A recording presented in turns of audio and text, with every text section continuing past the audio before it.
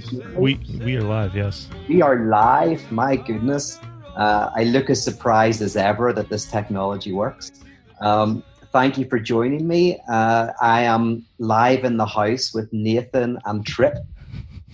Some of you know that something truly terrible is in the works.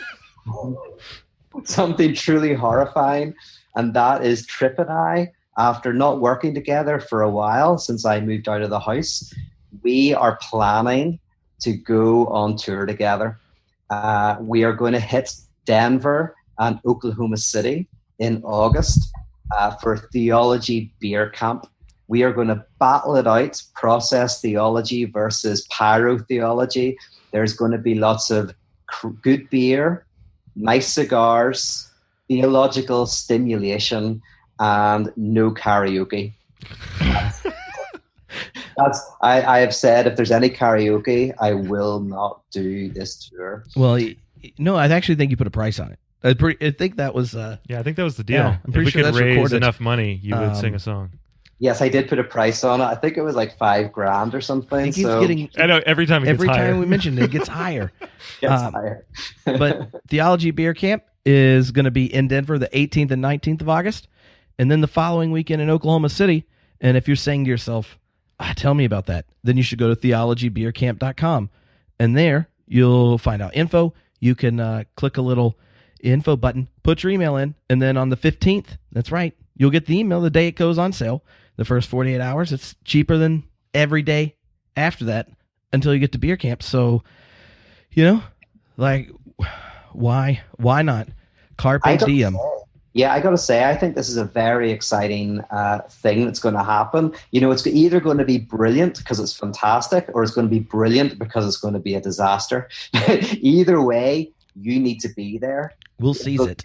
It'll be a disaster if I end up singing Striper in the karaoke. That's what I'm afraid of. So out of everything I'm doing this year, I think this is the one that if you live in America, you should fly out to Denver or Oklahoma and join us for a couple of days of fun.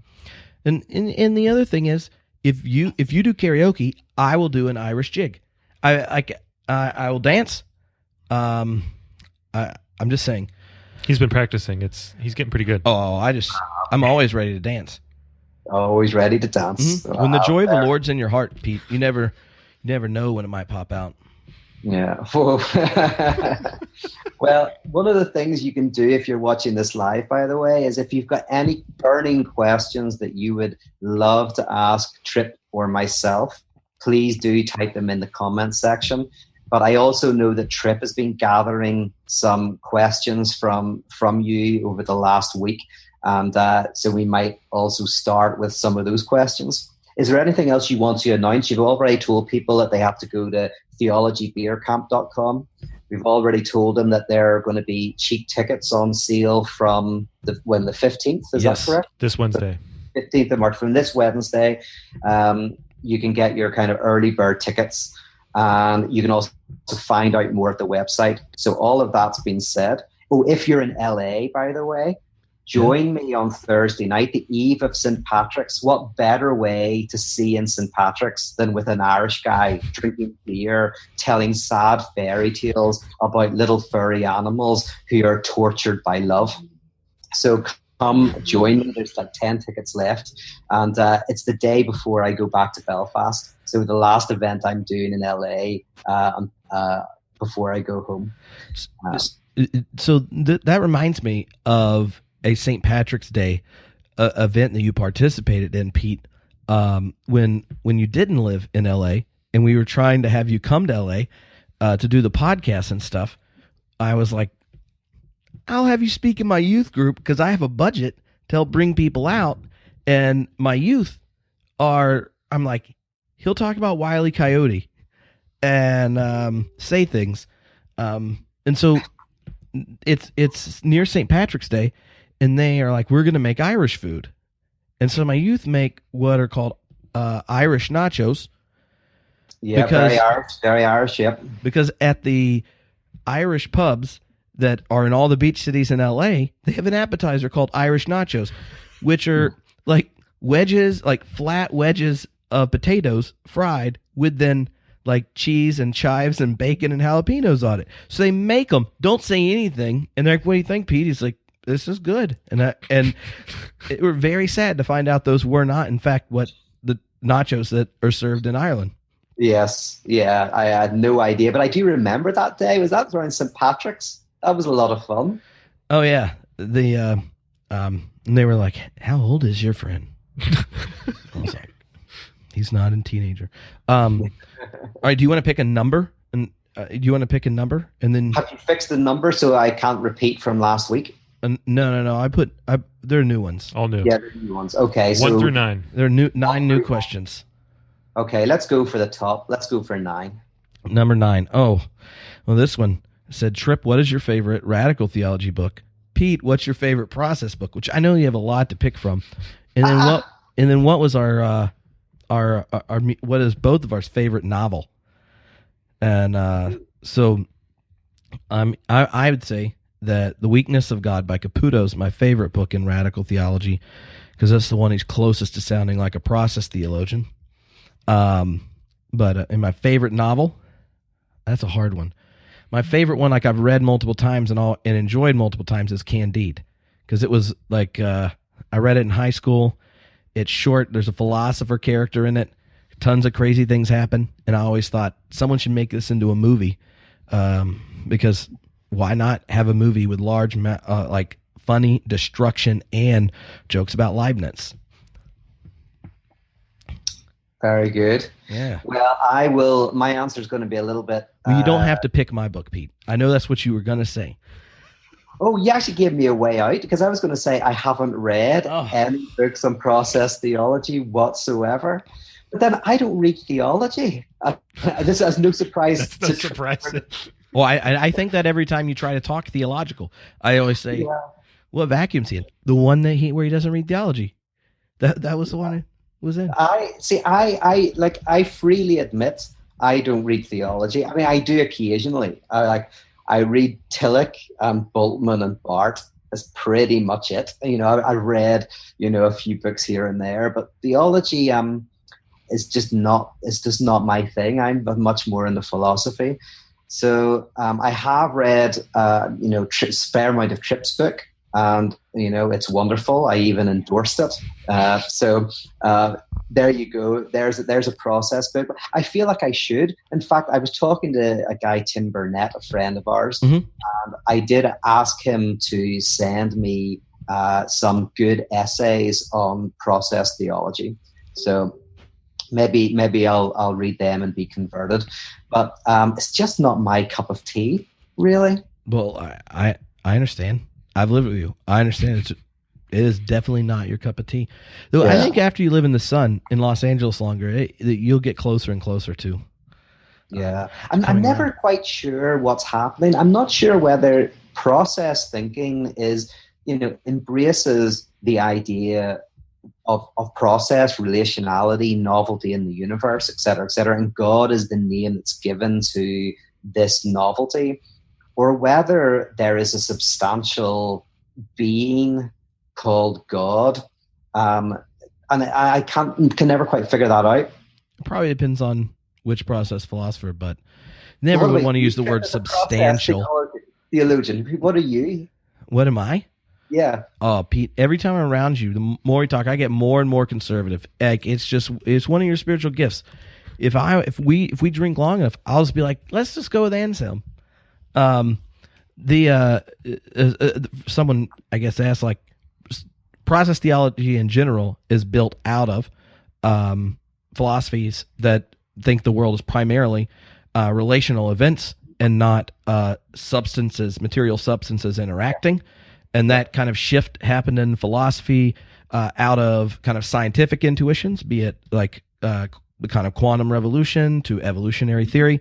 And of the philosophers that developed those type of philosophical systems, like Alfred North Whitehead, William James, Charles Sanders Peirce, those types, Bergson. Anyway, there's a bunch of different ones.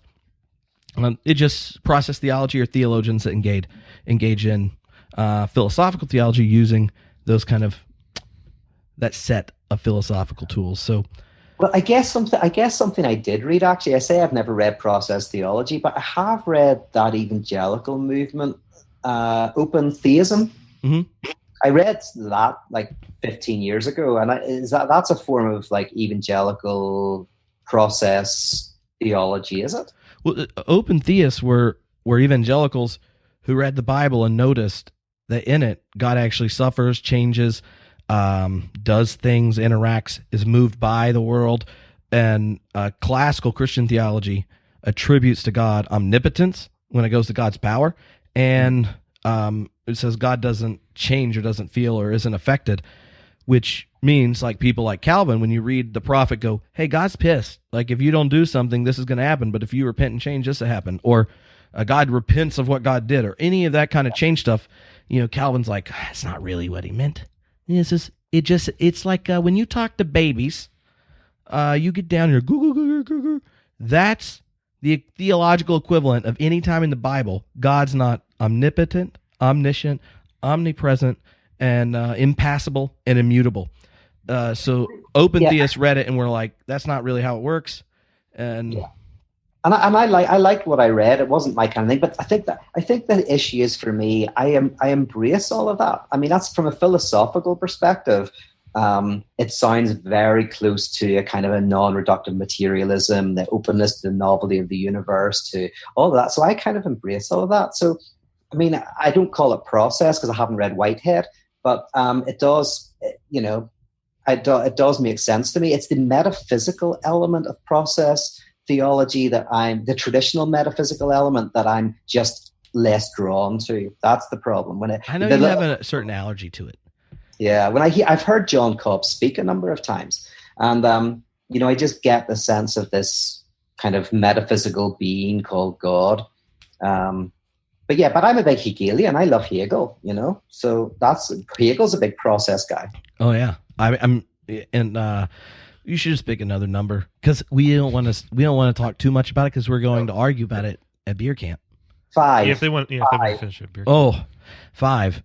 There were a couple questions. They're all related to mysticism, and one of them was like, "What's Pete's big problem with mysticism?" And would either one of you call yourself a mystic? There's a bunch of those type of questions. So, what do you do with mysticism broadly? Okay. We actually just taught on mysticism in my Atheism for Lent. Well, then this is too easy. Sunday. But I want to be more. Yeah, I want to articulate my criticism. I didn't do that the other day. I'm very influenced by the mystics. I think. Broadly speaking, very quickly, I think there's kind of 3 types of spirituality.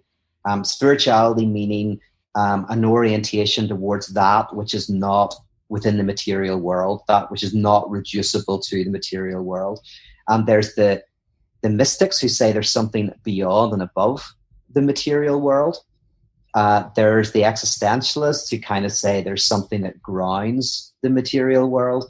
And then there's kind of quantum mechanics and the kind of more atheistic spirituality that says there's a non-at-oneness within the material world. And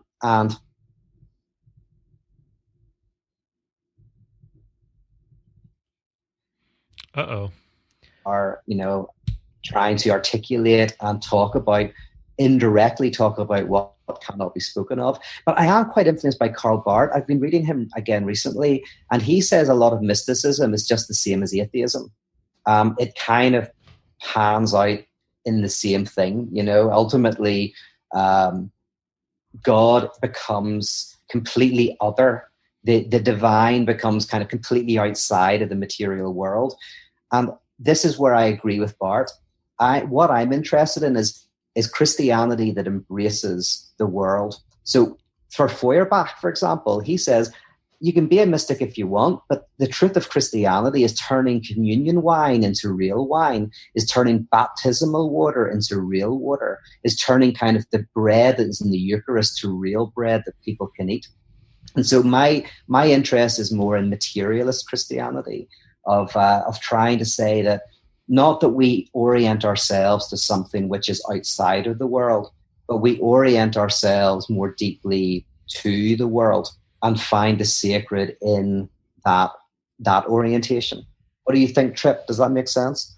Yeah. And one of the things I've always noticed about mystics that isn't always picked up on when people appropriate them is mystics tended to be individuals that are extremely located and grounded in a tradition, who also have intense experiences that the experiences on behalf of the tradition, say like the language or the practices or whatever you do, they function to move you beyond the bounds of the tradition.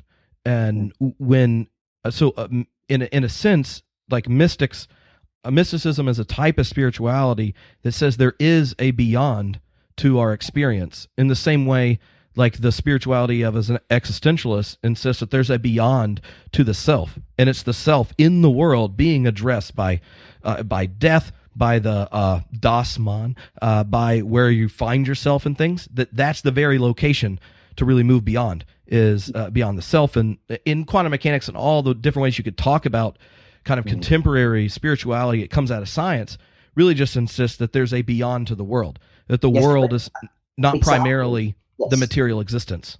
Exactly. And I think my concern is simply, where do we locate the beyond?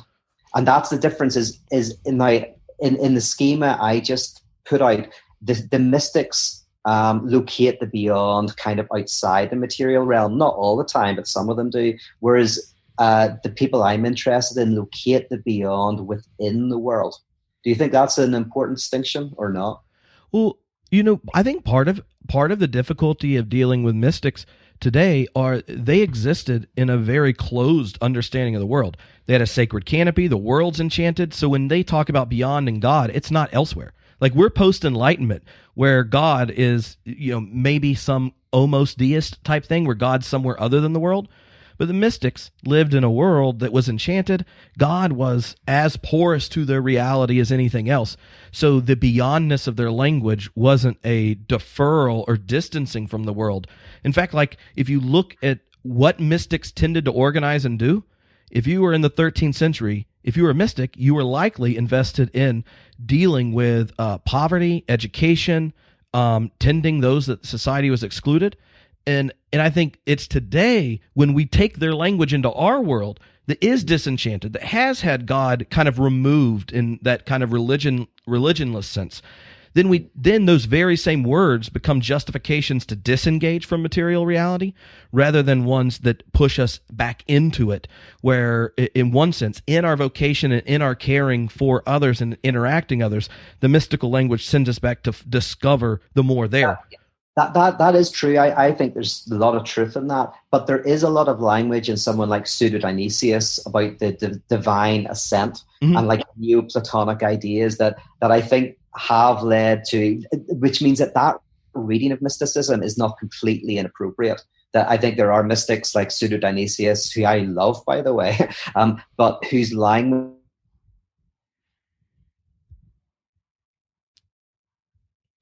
Pete's still moving outside of the world.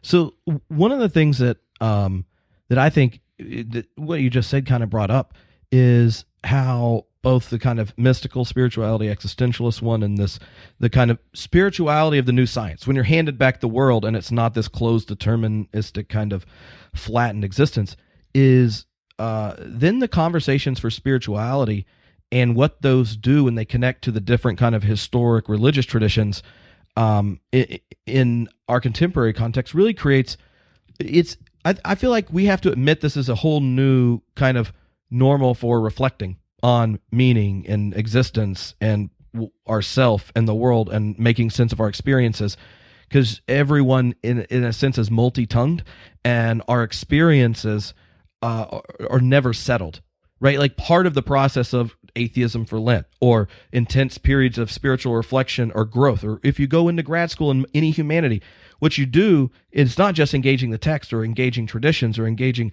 questions or whatever. You're also continuously reinterpreting your previous experiences, encounters, and conclusions. And then that experience points out that our own self-understanding of our narrative self-experience is open.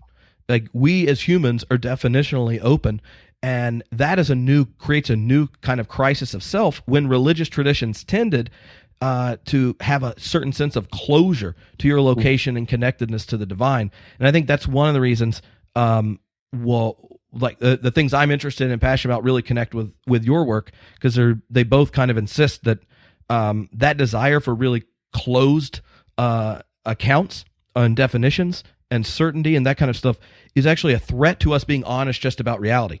It's not even an assessment of the conclusions. It's just to say you're protesting the world as it is right now if you want that type of closure. And it's not a security blanket, because all it does is it then creates a whole distancing act on behalf of truth or God, in quotes. This is why I both like, this is a good way to describe in a nutshell why I love the mystics and where my critique is. I love the mystics because they are kind of like the first, historically, it says, the group of thinkers that are breaking open the now, what is, to the not yet, breaking open ideological structures and religious structures to an outside. So that's why I like them a lot, and that's why I read them. And where my critique comes in is simply where I think the outside is located in mysticism, at least in mysticism as it's popularly understood. That's where I would have my difference of opinion. But yeah, Tripp just landed on, I think, why we both like the mystics. And then to say my critique is simply that I think there's a better way of understanding the transcendent. Mm-hmm. Okay. Will we do another number? Oh, yeah. Well, I mean, unless you have a question, Pete, I don't. Oh, well, Nathan, are you keeping an eye on the questions on the Facebook? I haven't been looking there. Yeah, not too much yet. All right, well, then let's go for number 3, and I'm looking on the Facebook Live now. Oh, now number 3, Pete, this is a good one. So, Pete, if you were in charge of a True Love Waits conference for middle schoolers, because this came up in the last one. We were discussing the movie you're working on and the function of desire and prohibitions and sex and stuff. How would you structure your True Love Waits conference with a couple hundred middle schoolers on the little church retreat? And maybe someone right now saying, like, obviously I'm going to keep my job if I have Pete come lead this. So, yeah. Okay, so just to reiterate for a second, is if you're in a Catholic school in Ireland and there's a priest who is getting in the way of two people dancing, the boys are on one side and the girls are on the other side, and the priests are going around making sure that you don't get too close whenever you finally come to dance. People think that the priest is, in a sense, there to extinguish love, to extinguish desire, to extinguish lust. But actually the role of the priest is to create lust, is to start to help the young people fantasize about what they could do if only the priest wasn't there to prevent it, which is what the phrase making love actually means. It's the art of creating love. So yeah, it's incredibly important for the church, the conservative church, to try to stop people from having sex so that we actually start to really want to have sex. It's kind of like this. So the purity rings and all of that. So yeah, I mean, it's a great function in a very pervasive sexual world. It's a disaster. I live in LA where it's all sexual freedom. There's nothing more sexually unsexual than free sex. It's like having parents who are saying, yeah, go out and have sex, and oh, what happened? And oh, where did you touch the person? And what that, like, suddenly it's like awful. It's awful. You don't want to have sex ever again. I mean, if you don't want your kids to have sex, do that. Start talking about it.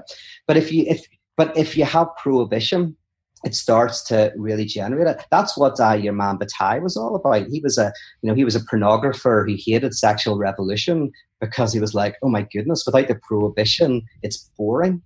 So yeah, anyway, the church, the conservative church, gives a very important and very valuable role within a sexually permissive society. It helps us to make love.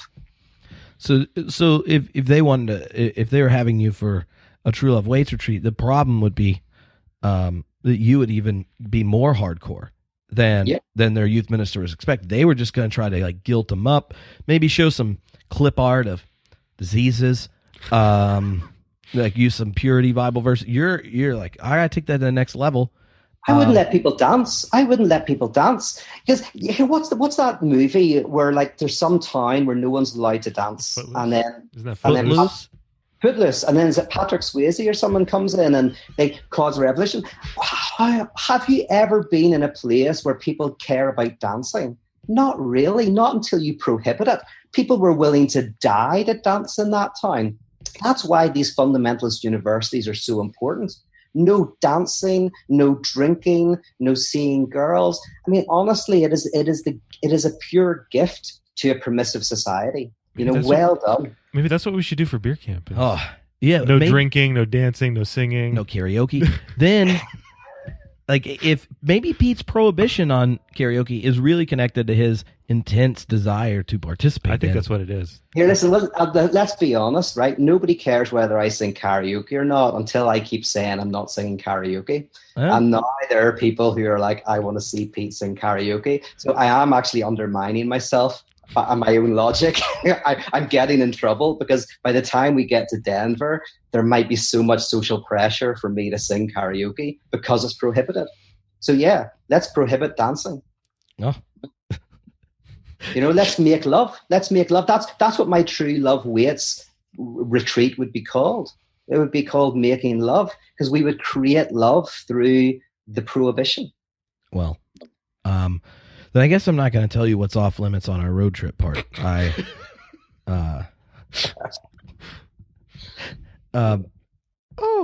Well. Okay. Will we move on to a different number? Yeah. I think that's probably a good idea. Some people are saying we're quite complicated on my Facebook Live because I don't usually do academic stuff on my Facebook Live, but we did a little bit of the academic there. Not very much. We only touched on it.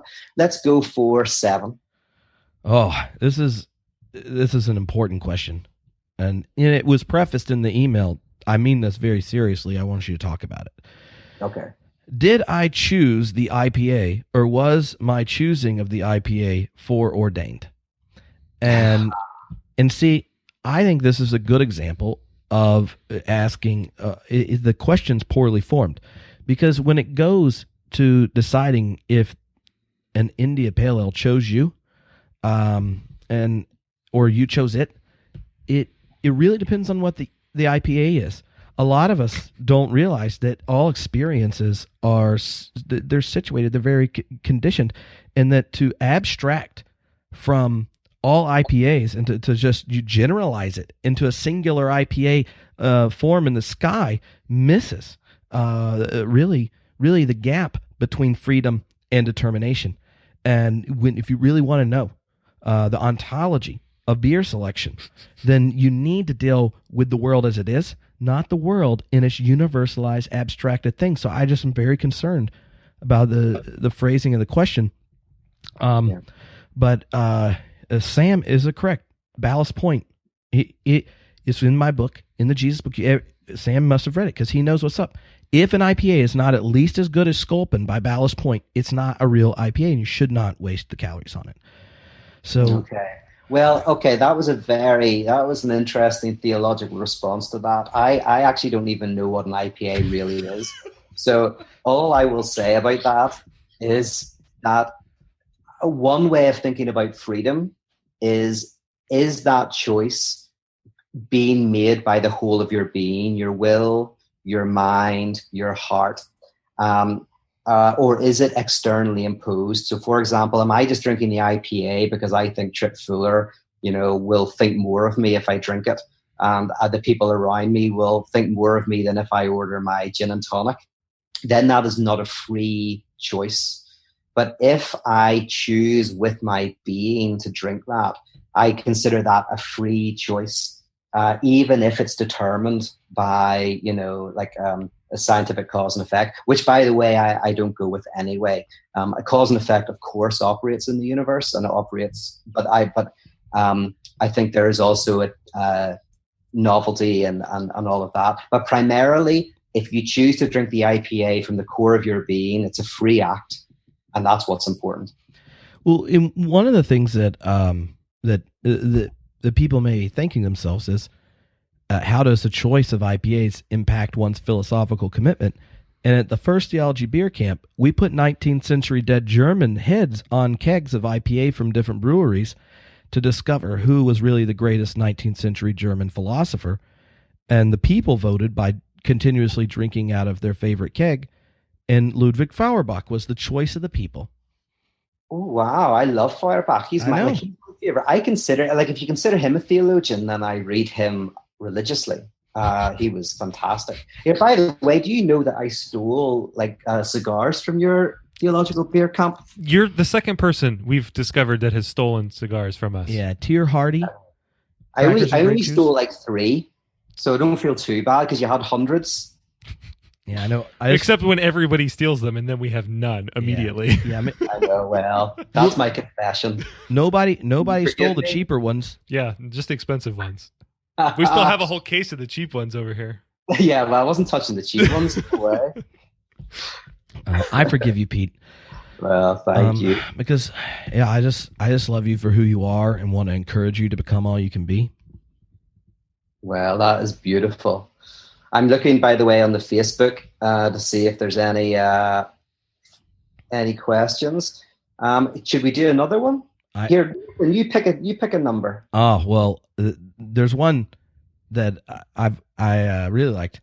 Someone said last year on International Podcast Day we recorded a podcast, and in it you successfully dodged 2 or 3 times telling us a story about casting out demons, and they asked if you would tell us a story, because after you became a Pentecostal street prophet, before the mystics ruined the very rigid filter through which you interpreted all experience, you casted out some demons, and you dodged it. I think that's a demon calling. Yeah. So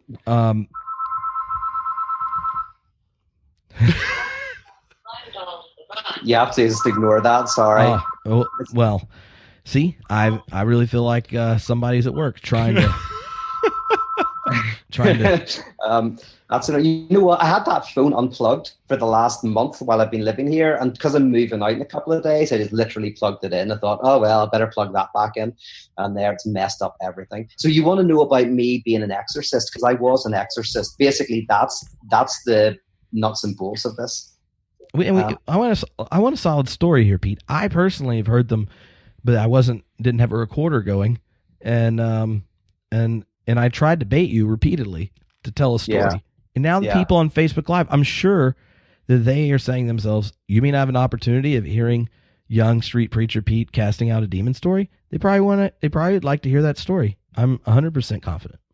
Yeah, well, it's just your bog standard getting rid of demons. But I do remember, like, for example. I would do street preaching and healings on the streets, all that stuff. I was like pretty, as one does. But yeah, one example was I was in a room with a group of people, and I remember this guy beside me. It was like someone hit him with a shotgun, and he bounced back, smashed over all of these chairs, and then started convulsing. And so a couple of us gathered around and started talking to the demon inside him, and it started kind of like going, rejection, loneliness, all of this kind of stuff. And then in Jesus' name, we spent the next hour trying to cast this demon out of him. Now, by the way, I don't talk about this stuff because it needs a little bit of context, and it needs a little bit of reinterpretation outside of the mental world that I was in. There are ways of understanding what was going on, but at the time, yes, we had very dramatic experiences with people's unconscious. Is that the kind of thing you want? Oh yeah, I mean, I really feel like you could have. I think there could be a solid parable for that, Pints and Parables, where you know what you can do. You can unveil this parable at beer camp this summer. Oh yeah. So if people want to hear, maybe I should start doing exorcisms because they're relatively easy to do. You can don't give it away. Don't give it away. Look, all right. Touching people, get them to roar. That's what we can do at beer camp. We'll have a special breakout session. I used to be really good at getting people to fall over, by breathing on them and by like putting my hand up to their forehead. This is happening now. Have you seen Benny Hinn? That hymn? I kind of did. I was very good at that kind of stuff. in my day as a 17, 18-year-old. I didn't do it in front with hundreds of people, but I could do it with individuals. It was lots of fun. Did you wear all white? I would have if I'd thought about it. I was, but that would have looked good. But no, I just I was in grunge. Grunge was big. Everyone dressed like Kurt Cobain. Well, that's reasonable. I wore an inside-out sweater most of that year, actually. I like that sweater. I don't know why I wore it inside out, but yeah. Well, I'm sure you could write a chapter of a book about why you wore it inside out if you thought about it long enough. This stuff can be taken out of context. My goodness, I'm going to read about me being like, casting out demons and slaying people in the spirit. I don't know. Maybe they'll just, if you need spiritually serviced, theologybeercamp.com. So one of the things that it made me think of was I'm trying to remember where it happened, but when I was like at Winston-Salem in divinity school and at our emergent cohort, the emergent village cohorts back in the day, like you'd have people from every part of the church show up at them. So we had, like mainline Protestants, Catholics. We had a Greek Orthodox priest with a suite.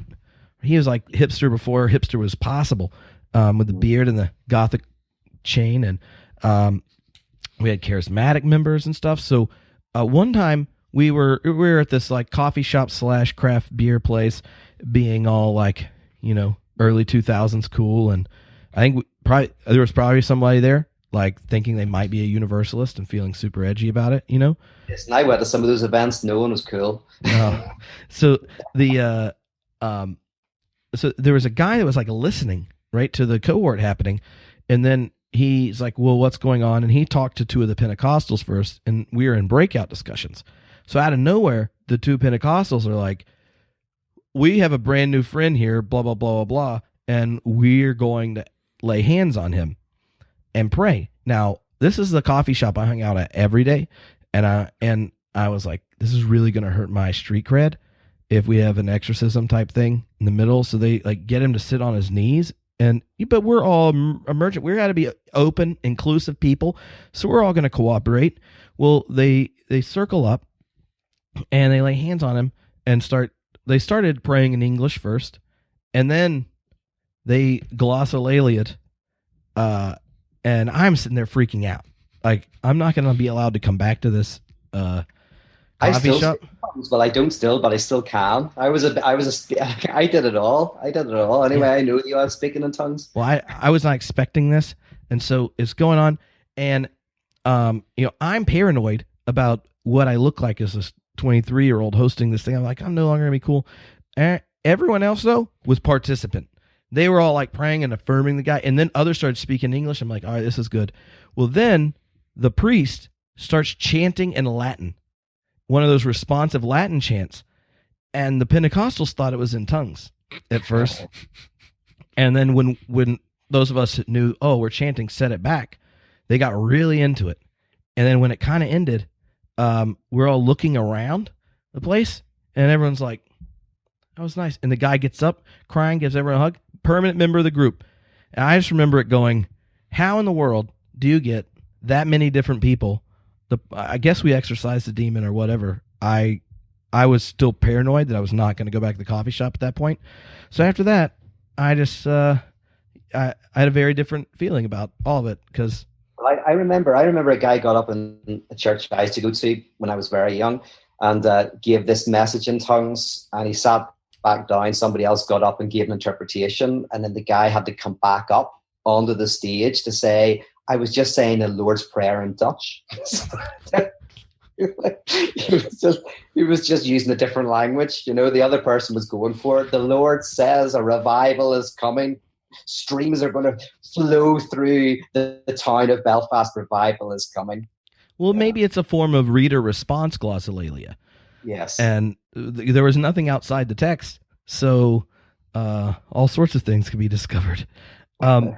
So when maybe this, someone else asked a couple of questions about our conversion stories and like things like that, but I would be interested in when you think of those early experiences, what kind of continuity do you see in your own kind of journey of thinking about your faith and stuff, and like what were the elements of discontinuity that you kind of like continue to draw? Because I think a lot of people that will interact with the podcast or your work and stuff, they interact in the middle of one of those moments of disengagement or pulling apart, and there's that second kind of movement of not like reconstruction, but rehabilitating your relationship with your own narrative and what that looks like. Yeah. Well, no, and I've never felt that I've moved away from my conversion. I was 17 when I had this kind of conversion. And before that, I wasn't religious in any kind of way. And I've always felt that I've just gone deeper and deeper into that, and always have been returning to that. And it's a difference between the masters of suspicion, Feuerbach, Nietzsche, Marx, Freud, and the masters of recollection, as I think Paul Ricoeur calls them, like people like Kierkegaard. I feel that there is something very authentic in that experience that I had, and that world that I was in. And a lot of my work has been about excavating that. So, for example, the idea of healing, seeing someone healed on the street, kind of started to give way to the notion of what does it mean to be a whole, to be healed as an individual, to be healthy as a person. And the mystics kind of helped me realize that it doesn't matter if you're healthy and physically, if in a sense you're not healthy at a deep level, etc. So I've always felt that my work has been simply going deeper into what happened to me as a teenager. But of course, that has meant going away from traditional theism, traditional notions of God, traditional religiosity, into what Bonhoeffer calls religionless Christianity. Mm-hmm. Well, Pete, I just want you to know that remembering that part on Paul Ricoeur just makes me feel good, because when we read those chapters for one of the high gravity classes, that was one of my lectures, and so I just really appreciate you listening and learning so much from me. It's a deep form of evaluation. One of the things I've thought about when I read the question was like, if you were to go back and be like, what was that former instantiation of yourself that is most embarrassing? When I was a Calvinist, and I was a real Calvinist, like that closed circle of interpretation I had down like a champ. I read Charles Spurgeon sermons for devotionals. And there was a whole period of time where that was like either embarrassing, frustrating, or horrible. And I would regularly encounter people who were located someplace I used to be, and I just had animosity towards them. Like, you're an idiot. This is ridiculous, blah, blah, blah, blah, blah. And then you kind of get to this new place, and it's like you have to start a whole new blog, because now what you were like 6 months ago is now just as bad as what you were before. And that section in Ricoeur, I think one of the gifts it gives you is the ability to give all the previous places and experiences you had enough grace to recognize them as part of your story, and that they're actually integral to you being where you are now. And where you are now is a part of where you're going to be, and you may continue to have these breakthroughs and transformations and stuff. And there's a certain you lose, at least for me, you lose a type of anxiety that I think more evangelicals are taught to have about your ideas of God in your head, because it's like you think God assesses you because you're really your ideas, be it like believing the right things or something. But as you start to realize how many different expressions of you on your journey of faith there are, and then you're able to give yourself grace to really be where you are in that moment and realize you're not your ideas. So you get to wrestle with them, take the questions and stuff seriously, but also realize that all of us are in the process of doing that. So there's no need to freak out and take junk personally. Yeah. I also, by the way, I got a question like this recently. Someone said, what would you say to your past self? But there's a sense in which I would say to my past self, what have you got to teach me? Because that past self was very enthusiastic, was wanting to change the world, was willing to live and die in the exchange of ideas. And so sometimes, okay, I've moved on in different ways, but actually you can look back on your past and go, yeah, I've lost something.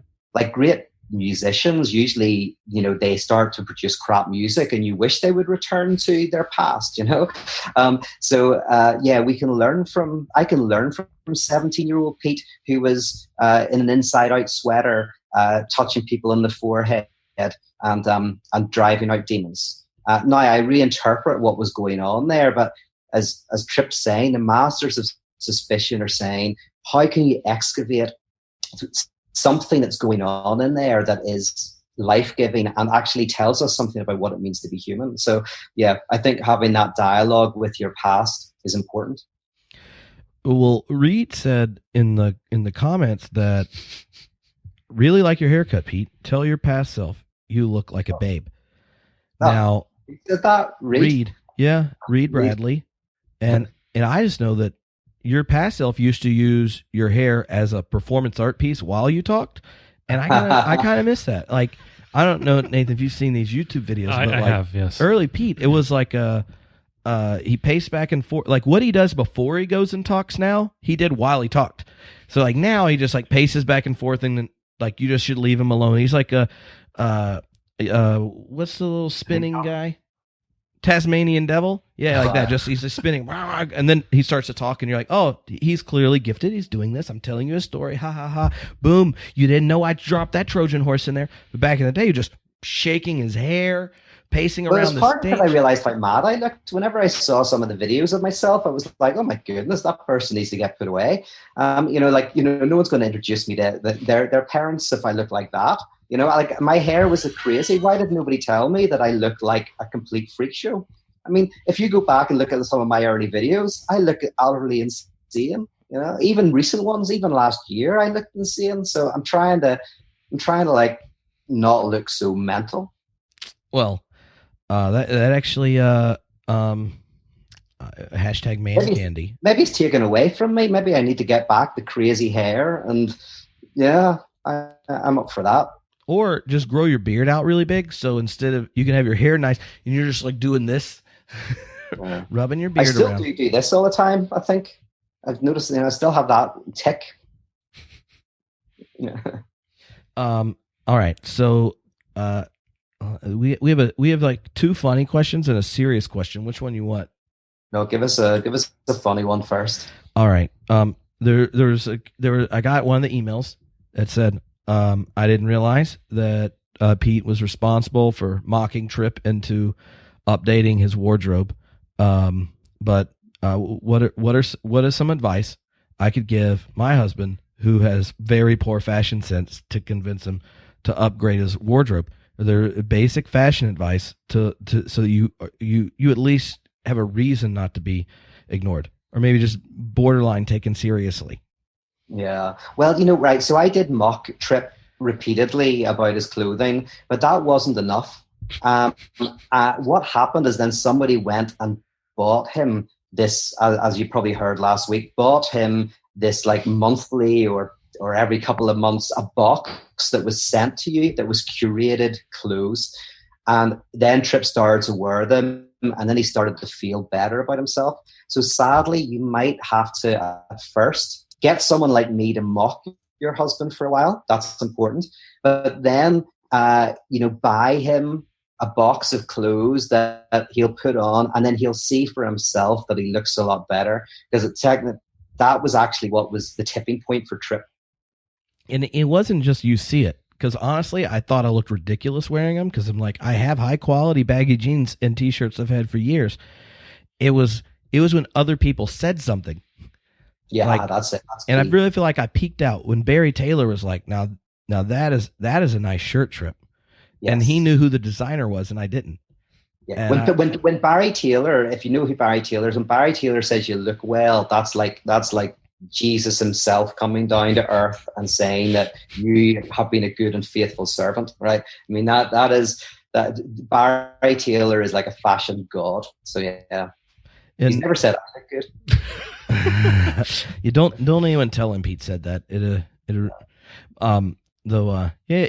5-4 Club. That's what I got. You have you should share your code with everyone. Oh hell yeah, I should. Because then they would get a discount on their That's first purchase. right, Nathan. Look at that.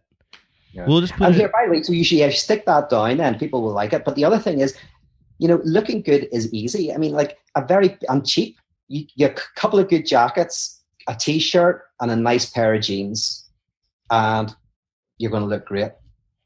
Well, you're going to like the way you look. Pete guarantees it.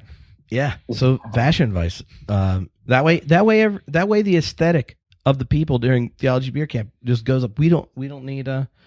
Look at Todd DeLay, for example. Oh, yeah. Todd DeLay used to look like he comes from some kind of middle America thing. He didn't look great. Now he looks like mock attenders. He looks like the guy out of Hitman 47 or whatever. Shaved head, always wears black jacket, jeans. Looks amazing. I like to think of him as Foucault 2.0. Foucault 2.0. Oh yeah, he does look a bit like Foucault. Yeah, that's right. Oh yeah. All right, so we'll have to save the serious question to later.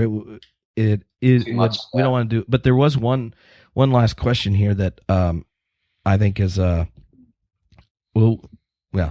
if your TV and microwave could be turned into a camera, what would it see?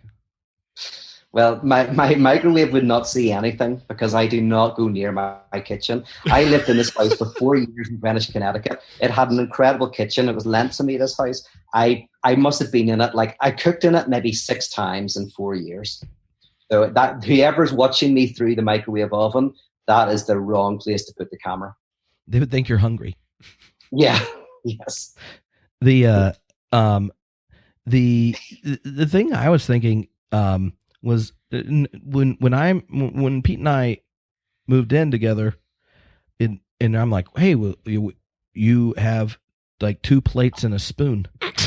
There was plenty of cabinet space for me to put everything. I don't think people need a.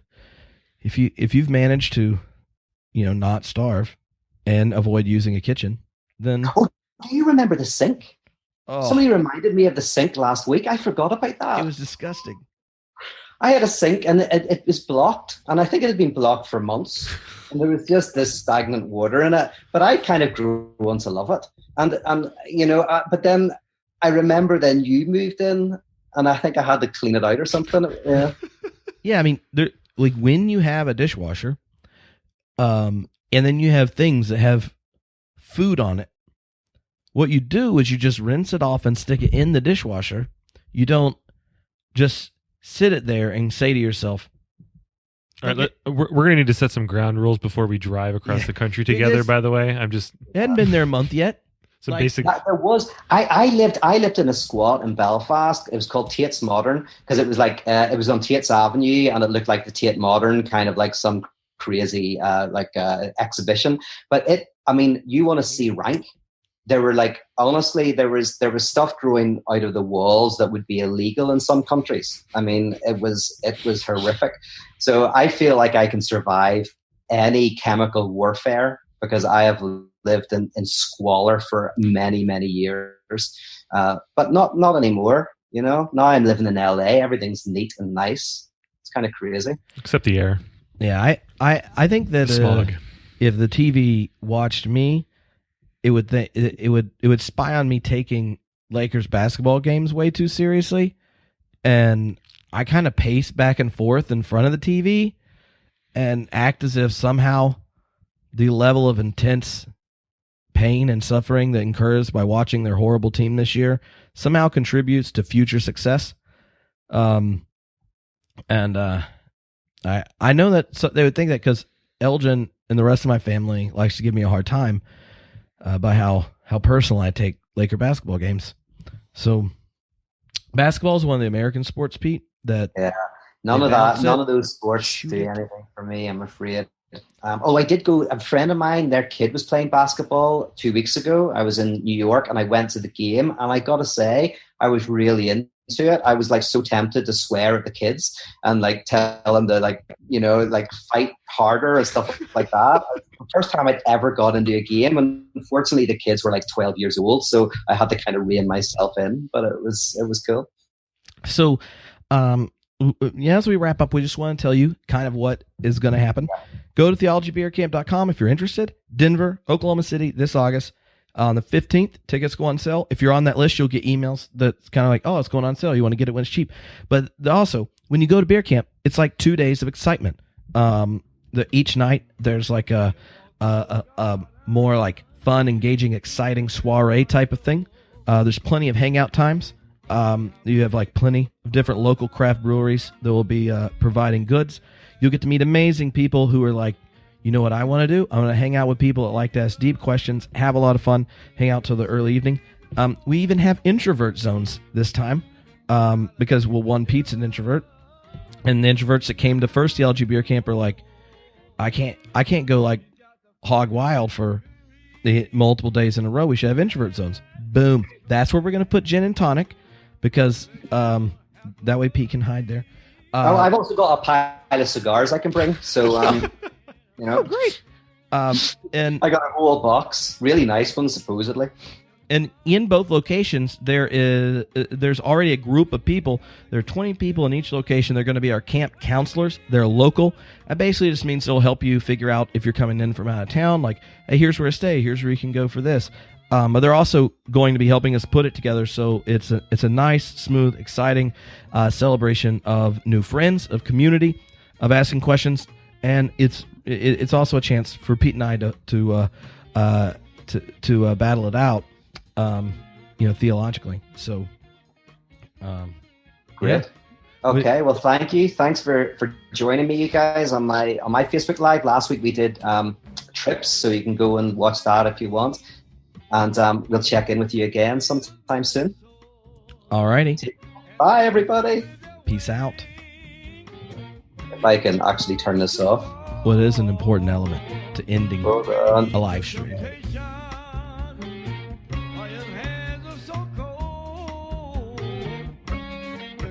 Keep the devil